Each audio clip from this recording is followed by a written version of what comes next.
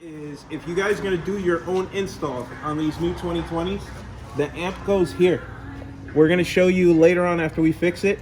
This can be removed.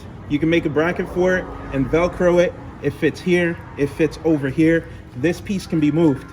So this is where the amplifier belongs. So we're going to remove these brackets. We're going to move this. This frees up all this space. We're going to put the amplifier here and we're going to put the DSP here. We're going to make a bracket and then this piece will sit perfectly here and the fairing will be able to go on. So don't be afraid to move this module.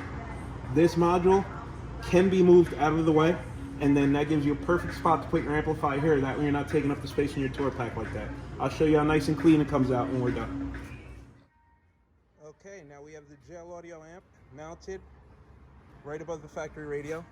The antenna for the LTE communication is moved and mounted with an aluminum bracket onto the front. So it tucks away.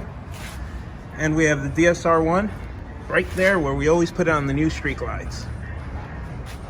Super clean. And it frees up all the space in the tour pack. Nothing in the tour pack.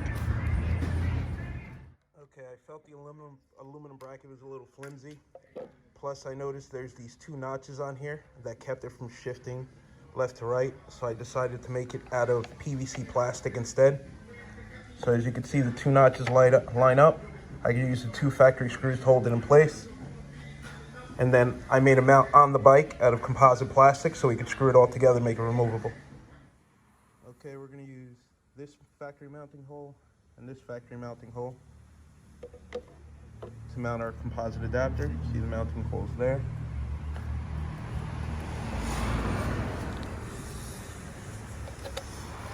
Then this one lines up perfectly right here.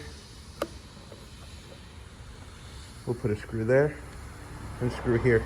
It's completely serviceable, clears the fairing. You can put everything back to factory.